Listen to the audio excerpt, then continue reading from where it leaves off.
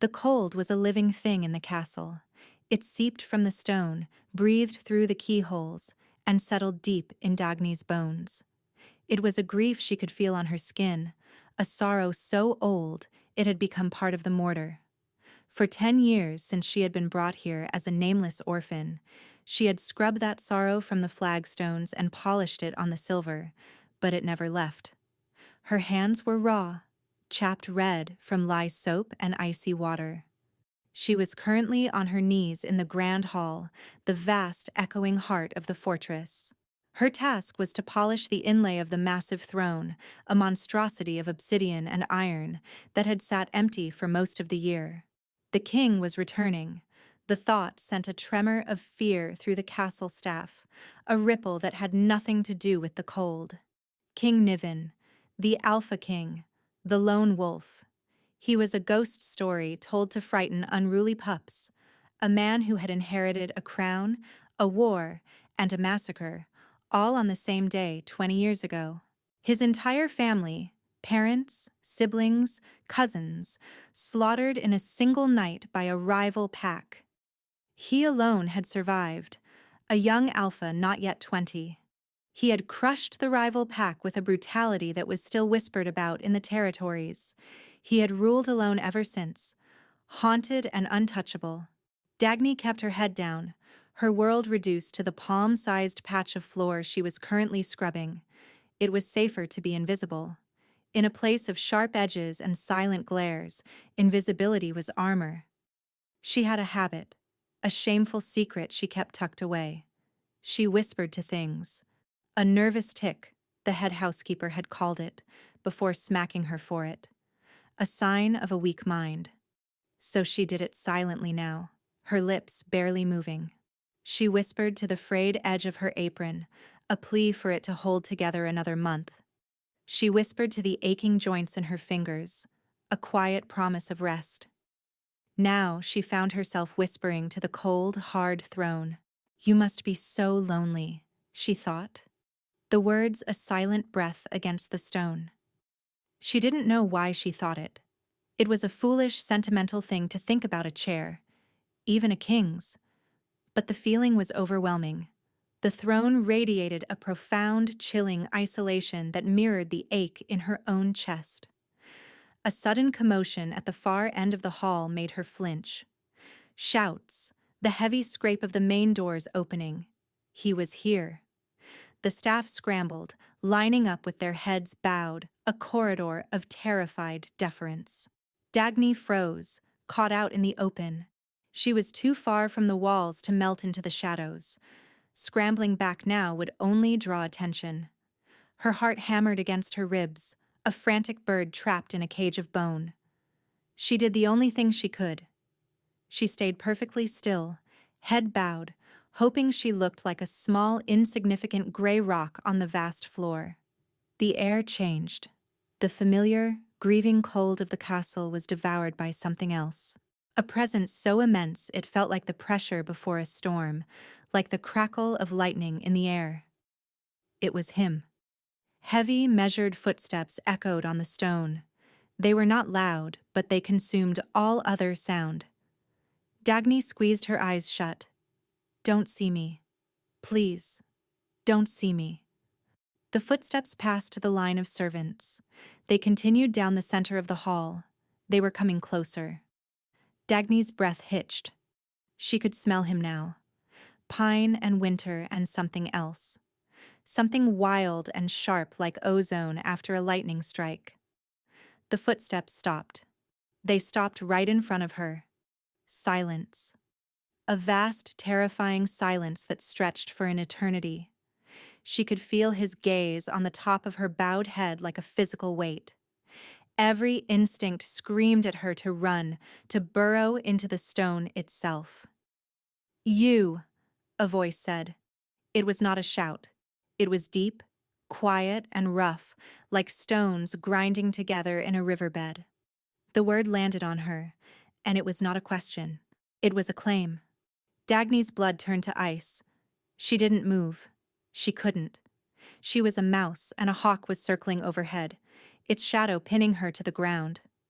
Maybe if she didn't respond, he would move on. Maybe he was talking to someone behind her. Look at me. That was a command. Not loud, but absolute. It bypassed her fear and tugged at her bones. Slowly, trembling, she lifted her head, and she forgot how to breathe. The ghost stories had not done him justice. He was massive, broad-shouldered in dark leathers that seemed to absorb the light. His face was harsh, carved from granite and shadowed with a dark beard, but it was his eyes that held her.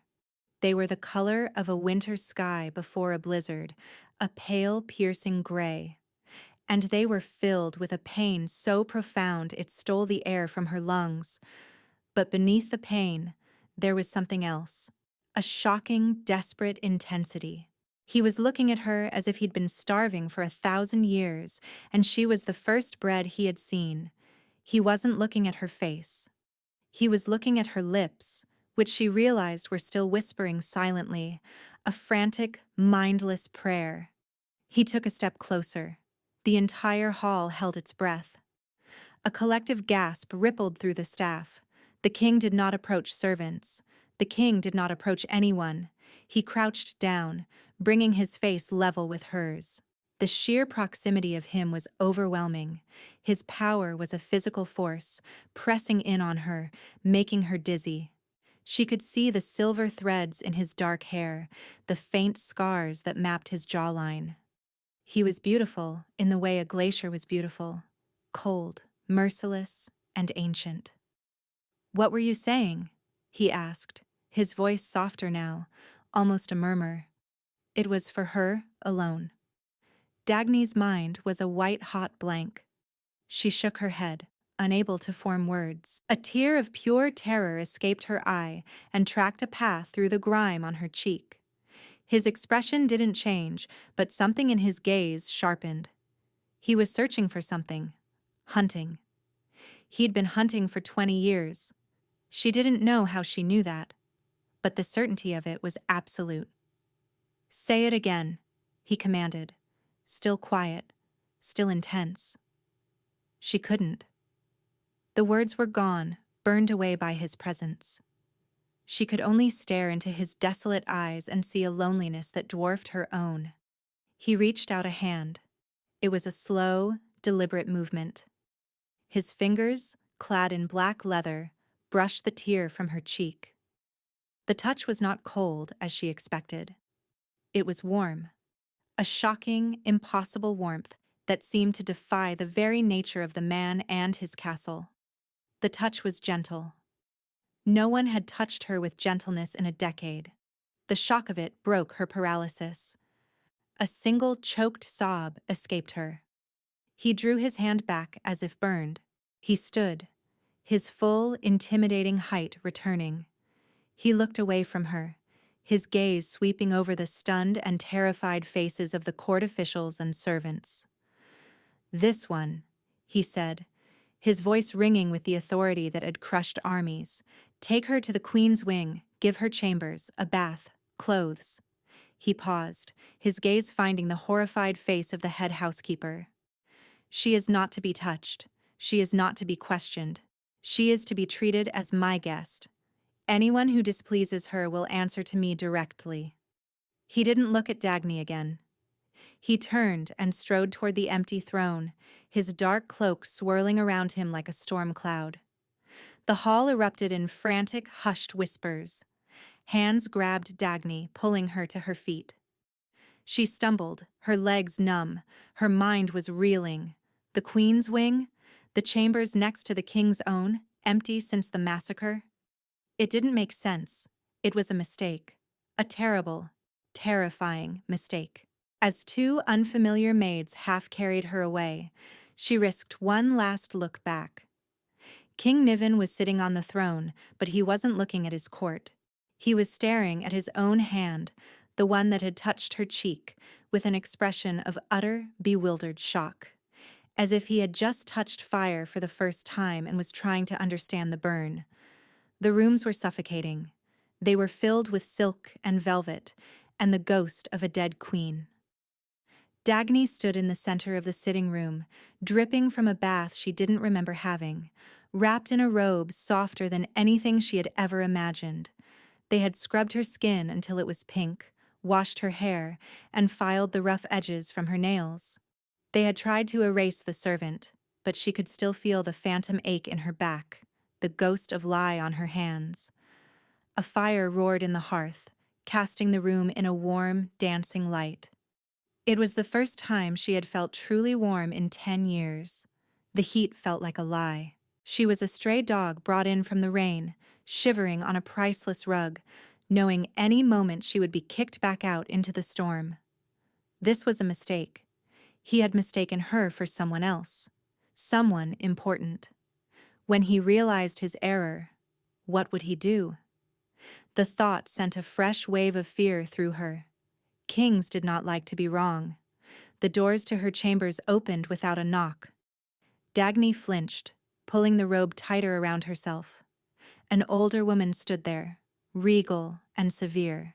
Her hair was the color of snow, swept up in an intricate, perfect coil. Her dress was the deep blue of twilight, and her eyes were the same pale, cutting gray as the king's. But where his held a storm of grief, hers held only ice. This was his mother, the Queen Dowager, Elspeth. "So," the Queen Dowager said, her voice like the tinkling of thin ice, "you are the stray my son has dragged in." Her eyes raked over Dagny, a slow, contemptuous appraisal that stripped her bare. "I must confess, I don't see the appeal." Dagny swallowed, her throat dry. "Your Majesty," she whispered, her voice raspy. She tried to curtsy, but her legs were still trembling. "Save it," Elspeth said, waving a dismissive hand as she glided into the room. "My son has given you chambers, not status. Do not forget that." She circled Dagny like a predator examining its prey. "Tell me, girl, what did you do to him?" "Nothing," Dagny said, her voice barely audible. "I did nothing. It was a mistake." "My son does not make mistakes," the Queen Dowager snapped, her voice losing its icy calm for a fraction of a second. "He acts. Decisively. For him to pluck a scullery maid from the floor and install her in this wing, you must have done something. Are you a witch? Did you cast some charm on him?" The accusation was so absurd it momentarily stunned Dagny's fear into silence. "No, I was just cleaning the throne." Elspeth's eyes narrowed. "He has been searching for something for 20 years. A key to the past. A name. He believes it will bring him peace. Has he found it in you?" She leaned closer, her scent of dried lavender and cold fury filling Dagny's senses. "Answer me." "I don't know what you're talking about," Dagny whispered, shrinking back. "I don't know anything about a name." The Queen Dowager studied her for a long moment, her gaze sharp and analytical. "Perhaps you don't," she said, straightening up. She seemed to decide Dagny was a curiosity, not a threat. "You are plain. You are common. You have the terrified look of a rabbit. Whatever he thinks he sees in you, it is a fantasy. It will pass." She walked to the door. "Enjoy the silks while they last, little mouse. Winter is coming. My son needs a queen of noble blood to secure his alliances, not a pet from the kitchens. When the time comes, he will make the right choice. He always does." The door clicked shut, leaving Dagny alone with the crackling fire and the Queen Dowager's chilling words. A pet from the kitchens. The phrase struck home, reinforcing every worthless thing Dagny had ever believed about herself. The days that followed were a strange, disorienting dream. She was kept in the luxurious prison of her rooms, attended by silent maids who wouldn't meet her eyes. She had dresses made of velvet and ate food from golden plates, but it all tasted like ash. The castle staff whispered behind their hands when she passed, their eyes a mixture of fear, resentment, and pity. King Niven was a phantom. She heard his movements through the thick stone walls that separated their chambers, the scrape of a chair, A heavy sigh in the dead of night, the restless pacing of a caged wolf. He was consumed by the duties of his kingdom: border skirmishes, council meetings, delegations from nervous allies. The world kept pulling him away, a constant siege on his time and attention. But every night, he came. He would appear at her door long after the castle had fallen silent, looking weary, the weight of his crown etched onto his face. He never touched her. He would simply stand in the doorway or sit in the chair opposite hers, and they would talk. Or rather, he would question her. "Where were you born?" he asked the first night, his gray eyes fixed on her. "I don't know," she answered honestly. "The orphanage in the capital. They said I was found on their steps." "Your parents?" "I never knew them." He looked disappointed but not surprised. He seemed to be piecing together a puzzle, and she was a piece that didn't fit. The second night, he brought a map. He pointed to the region where the capital was. "Did you ever feel a pull to any place? A sense of belonging?" Dagny thought of the pervasive cold in the castle, the loneliness of the throne. "Only here," she whispered. "I feel an echo of sadness." His gaze sharpened. "The castle has been in mourning for 20 years. "I know," she said. "I think I've been feeling it." It was on the third night that he finally spoke of it. He had been staring into the fire, his jaw tight. "20 years ago," he began, his voice low and raw, "my family was murdered. All of them. My father, my mother, my 2 brothers, my sister. They were not just killed. They were undone. Their wolves were silenced, their spirits torn from them before the blades ever fell." Dagny listened, her heart aching for the raw pain in his voice. "The assassins were from the Blackwood Pack. We destroyed them. Every last one.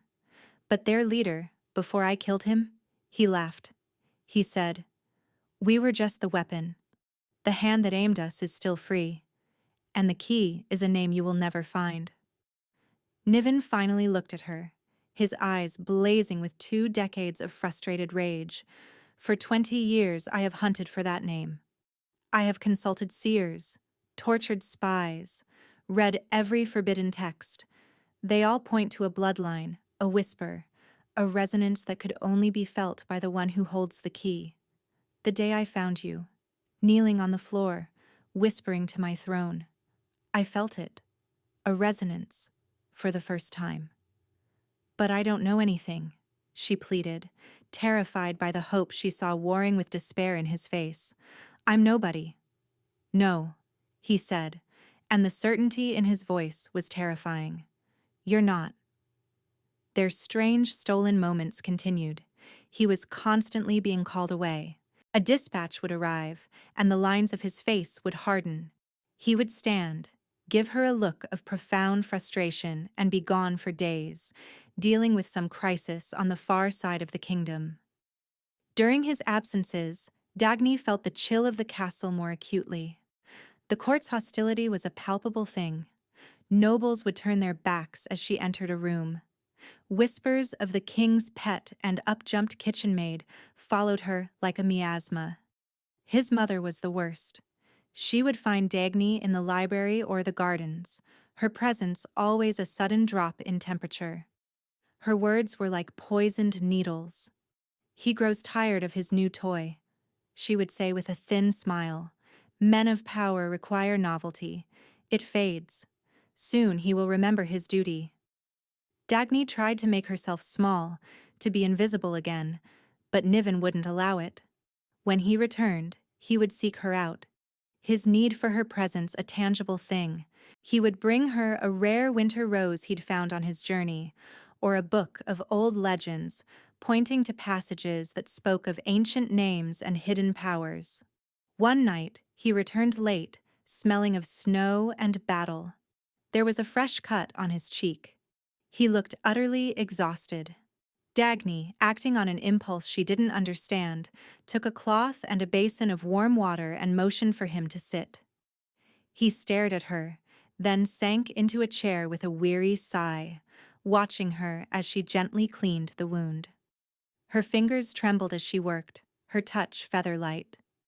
"They test the borders," he said, his voice rough. "The Vargolfs. They smell weakness." "Why?" she asked softly. "Because I have no queen," he said, the words stark and harsh. "No heir. My line is seen as a dead end, a kingdom without a future." He looked at her, his gray eyes dark with turmoil. "The council pressures me daily, marry the daughter of the Stonecrest Alpha, secure the eastern border." Dagny's hand stilled.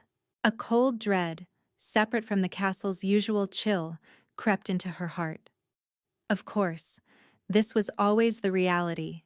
She was a temporary distraction, a puzzle he wanted to solve, but the kingdom needed a queen. She pulled back, her own worthlessness crashing down on her again. "You should," she said, her voice a hollow whisper, "for your people." Niven's hand shot out, his fingers wrapping around her wrist. His grip was strong but not painful. "No," he said, his voice a low growl. His eyes burned into hers. "I will not." "Why?" she breathed, her heart hammering. "Why are you doing this? You are a king. I am nothing." "You are not nothing," he said, his voice ragged with an emotion she couldn't name. "You are the first warmth this castle has felt in 20 years. You are the first quiet in my head since I was a boy. I don't know what you are, Dagny, but you are not nothing." He was still holding her wrist. The warmth from his skin was seeping into hers, a shocking, intimate heat. The air between them grew thick, charged with unspoken things. He was leaning closer. She could feel his breath on her cheek. Just as his lips were about to touch hers, a frantic pounding came at the door. "Your Majesty, an urgent message from the council." Niven swore under his breath, a vicious, frustrated sound. He let go of her wrist, and the cold rushed back in to fill the space. The moment was shattered. He stood, the king once more, his face a mask of iron. "We will finish this," he said, a promise and a threat in one. Then he was gone, the demands of his world having laid siege to their tiny island of peace once more. Dagny stood alone in the silent room, her wrist tingling where he had held it. The external siege was relentless, but the true battle was the one raging inside her, between the servant who knew her place and the woman who was beginning to hope she had one. The political crisis arrived not as a whisper, but as a formal delegation. Alpha Valerius of the Vargolf pack, the one who had been testing Niven's borders, arrived at the castle, not with an army, but with his daughter and a marriage proposal. It was a brilliant political move, a public challenge Niven couldn't ignore. To refuse was to declare war. To accept was to secure his kingdom, and to abandon Dagny. The council was ecstatic. The Queen Dowager was triumphant. Dagny was summoned to the Great Hall, not as a guest, but as a spectacle. She stood in an alcove, wearing one of her fine velvet dresses that now felt like a costume, and watched as Alpha Valerius presented his daughter, a tall, proud she-wolf with hair like spun gold and a warrior's confidence. "An alliance between our packs would create an empire that could not be challenged," Valerius declared, his voice booming in the hall. "My daughter, Lyra, as your queen. Our bloodlines united, our borders secured forever." All eyes turned to Niven, seated on his lonely throne. His face was unreadable, a mask of cold granite. His gaze swept the hall, passing over Valerius, over Lyra, over his eager council, and then his eyes found Dagny, hidden in the shadows. He held her gaze for a single, breath-stealing moment. In that look, she saw the entire agonizing conflict, the weight of his kingdom, the ghost of his family, the 20-year hunt, and the impossible, fragile thing that was growing between them. She knew what he had to do. She was the weakness in his armor, the vulnerability his enemies had sensed. For his people, for the memory of the family he had lost, he had to choose the kingdom. He had to choose Lyra. With a barely perceptible nod, so small no one else would see it, she gave him his permission. She released him. It was the most painful thing she had ever done. She expected to see relief in his eyes. Instead, she saw his gaze harden. The storm inside them broke. He stood, his full, terrifying power flooding the hall, silencing every whisper. "I thank you for your generous offer, Alpha Valerius," Niven said, his voice ringing with cold iron. "But I must refuse." A collective gasp swept the room. Valerius's face darkened with fury. The Queen Dowager took a step forward, her face a mask of disbelief. "My son," she began, her voice tight, "you cannot be serious. This is the security we have needed." Niven's gaze fell upon his mother, and for the first time, Dagny saw not just grief, but suspicion in his eyes. "My security," he said, his voice dangerously soft, "is a matter for me to decide." He then did something that shattered every rule of court and kingdom. He looked directly at Dagny, and he pointed. "My choice is made." The silence that followed was absolute, heavier than stone. Every person in the hall turned to stare at her. The serving girl. The king's pet. Alpha Valerius let out a roar of pure outrage. "You insult me? You insult my daughter? For a nameless, packless stray? You have chosen not an alliance, but war." "So be it," Niven answered, his voice a low growl that promised violence. He was already descending the steps of the throne, his eyes locked on Dagny. He was coming for her. But his mother moved faster.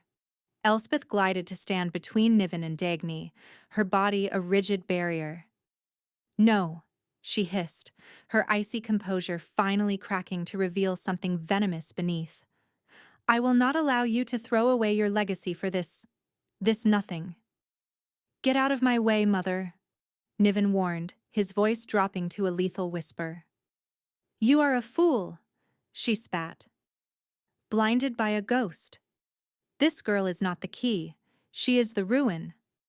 I have worked for 20 years to protect this kingdom, to protect you. I will not see it all undone by a foolish infatuation." The tension in the hall was a razor's edge. Valerius and his guards had their hands on their weapons. Niven's own royal guard moved to surround him. And Dagny stood frozen, the terrified center of the storm. This was her fault. Her presence had brought this. The threat was no longer a whisper. It was a blade at the kingdom's throat. And Niven had chosen her over his own people. The weight of that choice, the impossible love and foolishness of it, was a crushing burden. War was coming, and she was the cause. The castle became a fortress under siege. Valerius and his pack hadn't launched a full-scale assault, not yet. They had retreated, but their war horns echoed from the surrounding hills, a constant looming promise of the bloodshed to come. The council was in an uproar. The kingdom was fractured. And Niven was a caged storm. He was everywhere at once, directing defenses, placating furious lords, preparing for a war he had knowingly invited. He and Dagny were separated by the crisis. He was the king, and she was the source of his weakness. They were no longer allowed their stolen moments. But the true siege was inside the castle walls. The Queen Dowager, her authority challenged, had become a viper. She moved through the halls with a chilling purpose, her whispers turning the court against Dagny with terrifying efficiency. "She has bewitched him. She is a spy for the Vargulfs. She is the curse that will destroy us all." Dagny was confined to her rooms again, this time for her own protection. Guards stood outside her door, but she didn't know if they were there to keep others out or to keep her in. The loneliness was a physical ache, made worse by the memory of Niven's choice. He had chosen her, and it was going to cost him everything. One night the war horns fell silent. The silence was more terrifying than the noise. An unnatural stillness fell over the castle. Dagny paced her room, her nerves raw. Something was wrong. A scream tore through the night, then another. The sounds of fighting erupted from the courtyard below. The siege had begun. Dagny ran to the window. In the torchlight, she could see werewolf warriors swarming over the outer walls, but they weren't alone. Among them were guards wearing Niven's own livery. Betrayal. Her door burst open. It wasn't a maid. It was Niven. His face was grim, his eyes burning with a cold fire. He wore his battle leathers, a sword strapped to his back. "They're inside," he said, his voice clipped. "There's a traitor on the council." They opened a postern gate. He grabbed her arm, his touch urgent. "I'm taking you to the hidden passages. You'll be safe there." "No," she said, pulling back. "I won't hide. I won't be the reason you—" "This is not a debate, Dagny," he roared, and the force of his alpha command slammed into her, making her knees buckle. It was the first time he had ever used it on her, and the shock of it was as painful as a blow. His expression immediately softened with regret. "Forgive me," he said, his voice dropping. "I cannot lose you. I cannot fight them and worry about you. Please." The plea in his voice broke her. She nodded, her throat tight. He led her through the chaos. The fighting was fierce, the clang of steel and the snarls of shifting wolves echoing through the stone corridors. They reached a tapestry depicting an ancient battle. Niven pulled a loose thread, and a section of the wall swung inward, revealing a dark, narrow passage. "Follow this down," he instructed, pushing a torch into her hand. "It leads to the old crypts beneath the castle. Stay there. Do not come out, no matter what you hear. I will come for you when it's over." He looked at her, his eyes full of a desperate, savage tenderness. He started to say, but was cut off by a roar from down the hall. "Go," he commanded, shoving her gently into the passage. "Now." He turned back to face the fight, drawing his sword. The wall swung shut, plunging Dagny into darkness save for her flickering torch. She was alone, in the cold, silent guts of the castle, while the man she was beginning to love fought for his life and his kingdom above. The crypts were a city of the dead. Stone sarcophagi lay in endless rows, coated in dust and silence. The air was frigid and still. Dagny's torch cast long, dancing shadows that looked like grasping hands. She followed the passage until it opened into the main burial chamber, the place where Niven's ancestors lay. In the center, grander than all the others, were the 5 sarcophagi of the slaughtered royal family. Dagny approached them, her heart aching. The grief here was a physical weight, a pressure on her soul. She reached out a trembling hand and laid it on the cold stone of the queen's tomb. A jolt, sharp and electric, shot up her arm. She gasped and pulled her hand back. Her mind flooded with images, not her own. A woman with kind eyes and Niven's smile. A secret meeting in the dark. A whispered name, given in trust to a dear friend, a healer from the capital. A name meant to be a key, a bond to be forged with a child who carried the other half of the magic. Then, fire. Betrayal. A friend's face twisted in ambition. The Queen Dowager. Elspeth. The vision vanished, leaving Dagny gasping, leaning against the tomb for support. It wasn't just a political betrayal, it was older, deeper. Elspeth had been part of the massacre.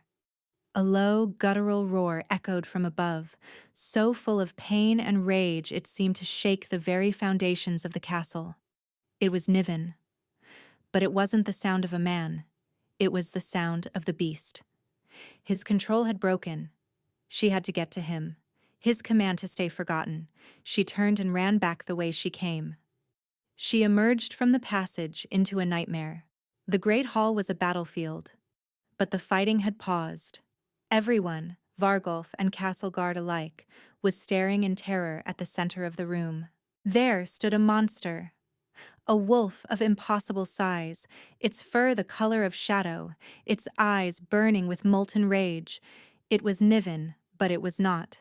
The beast was in control, a pure engine of destruction, trapped in its own fury. It was tearing apart friend and foe alike, lost to the red haze.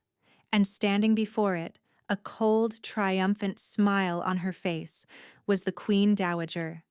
Alpha Valerius was at her side. "You see?" Elspeth called out, her voice ringing with satisfaction. "He is a monster, unfit to rule. He has been unstable since the tragedy. A flaw in the bloodline, a flaw I have now corrected." She saw Dagny then, standing by the tapestry. Her smile widened.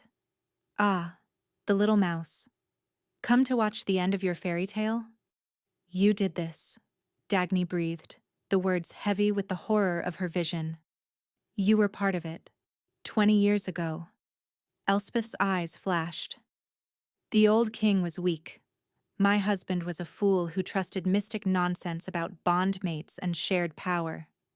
He was going to dilute our line by tying our son to some peasant bloodline with a supposed key. I did what was necessary to preserve our strength. I allied with those who understood power." She gestured to Valerius. "Just as I am doing now." The beast that was Niven let out another roar, thrashing its massive head. It was fighting itself, the man inside battling the monster. "He is trapped in there," Elspeth said with cold satisfaction. "The rage will consume him. Then Valerius will put him down, as a mercy. And I will rule as regent, with a strong alpha at my side." She raised a hand, and several of the traitorous guards leveled their crossbows at Dagny. "You were the final loose end, the descendant of that healer my husband trusted, the carrier of the name.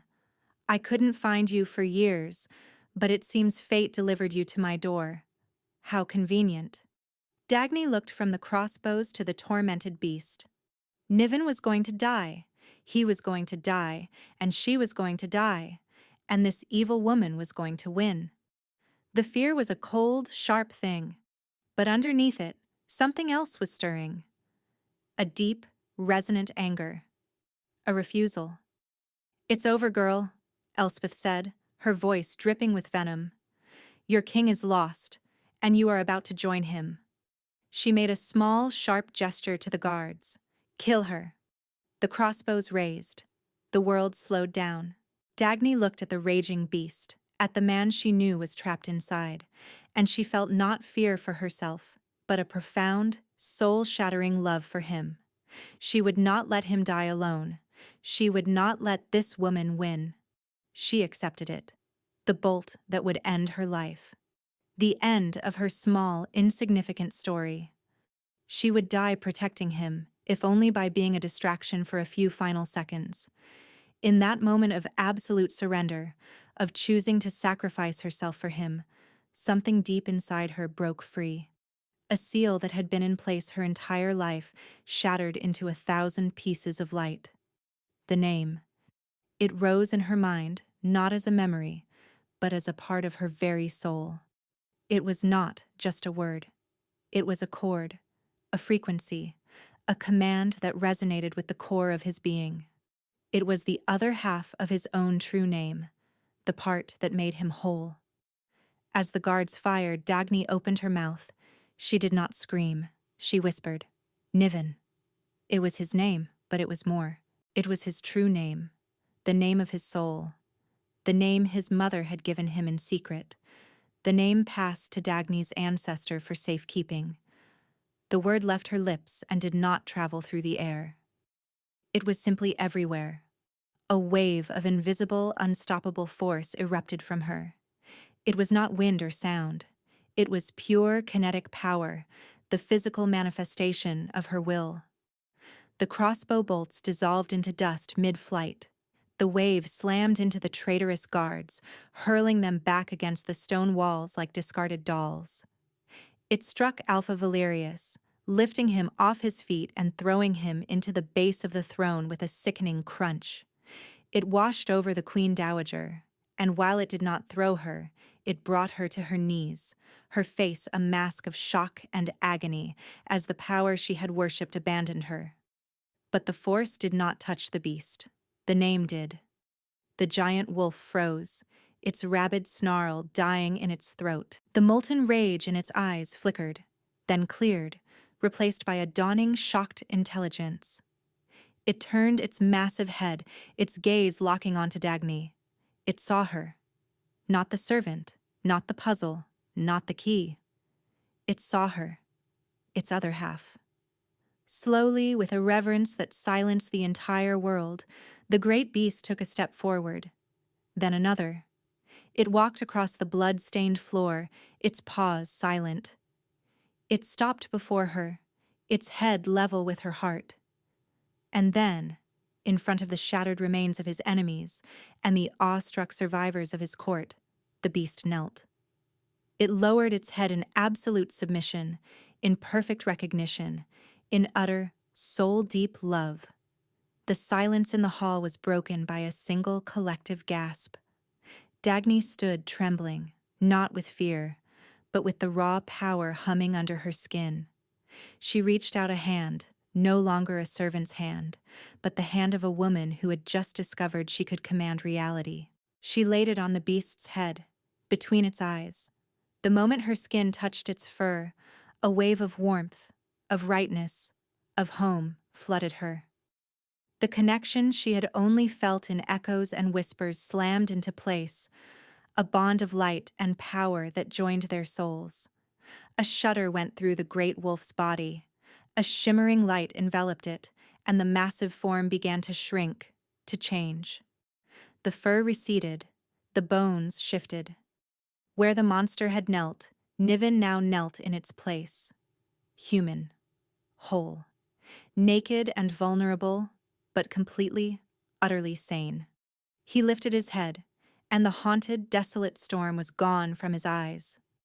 The pale gray was now clear, and filled with a love so profound it made her heart ache. The 20-year hunt was over.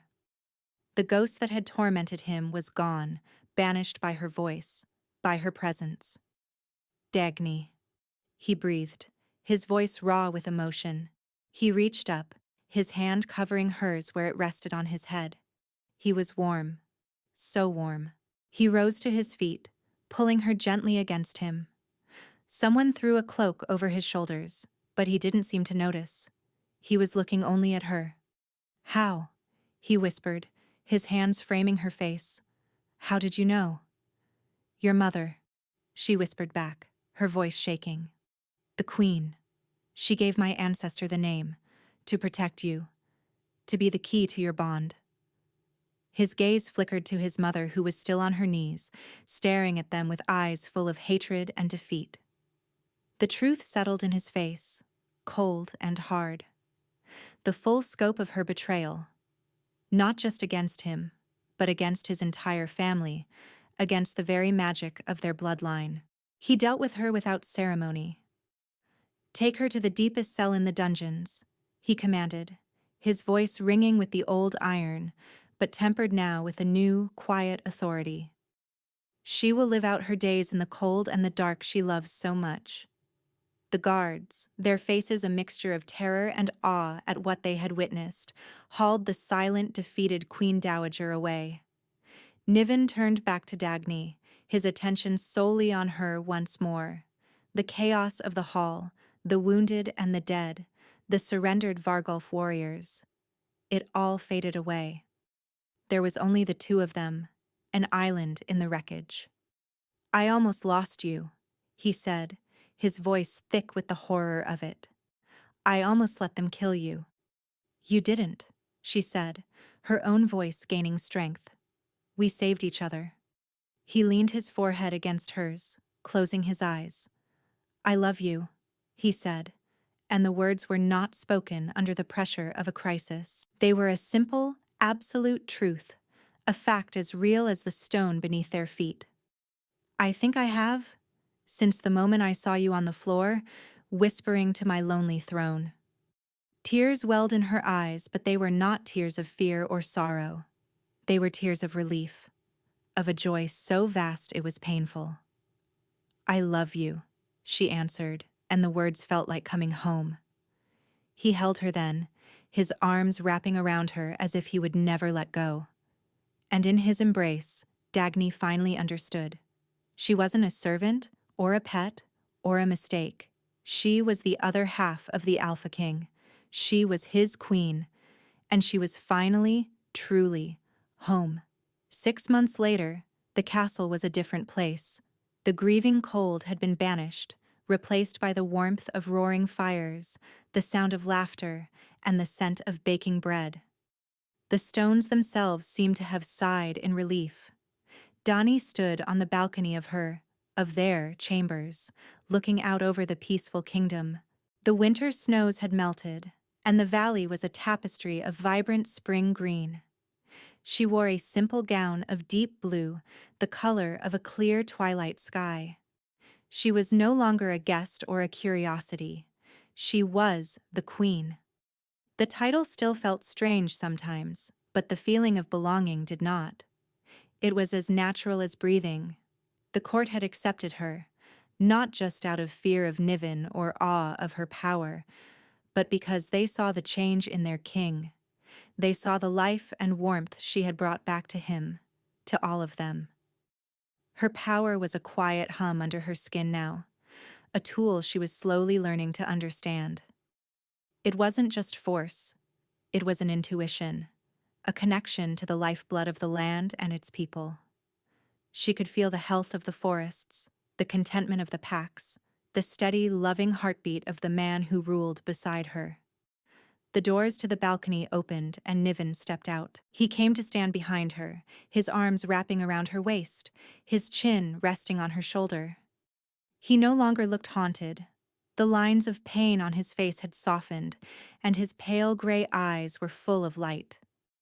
"What is my queen thinking about so seriously?" he murmured, his voice a low, warm rumble against her ear. She smiled, leaning back against his solid strength. "I was thinking about a lonely throne," she said softly. He was silent for a moment, and she felt him press a kiss to her hair. "It is not lonely anymore," he said. "Nothing in this castle is." They stood together in comfortable silence, watching the sunset paint the sky in hues of rose and gold. The war with the Vargolfs had never happened. After witnessing Dagny's power and Elspeth's treachery, a terrified and humbled Alpha Valerius had sworn a binding oath of fealty to Niven's throne. The kingdom was more secure than it had been in a generation. "The emissary from the Stonecrest pack arrived today," Niven said quietly. "He brought a wedding gift. An apology for his Alpha's insistence." Dagny smiled. "I hope Lyra finds someone who will choose her for herself, not for her borders." "She will," Niven said. "Not everyone is lucky enough to find the other half of their soul kneeling on a dirty floor." She turned in his arms to face him, looping her hands around his neck. "Are you ever going to let me forget I was a scullery maid?" she teased. He grinned, a rare and beautiful sight that still made her heart skip a beat. "Never," he whispered, his expression turning serious. "It is a reminder that the most precious things are found where no one else thinks to look." He lowered his head and kissed her. It was not a desperate, frantic kiss born of crisis, but a slow, deep, and confident one. It spoke of shared mornings and long nights, of a future that stretched before them, bright and full of promise. When he finally pulled back, he rested his forehead against hers. "My love," he said, "my life." She looked into his eyes and saw her own reflection. She was no longer the invisible girl, the worthless orphan. She was Dagny, Queen of the North, who had whispered a beast's true name and brought a kingdom back from the brink of darkness. She had found her voice. And in doing so, she had found everything.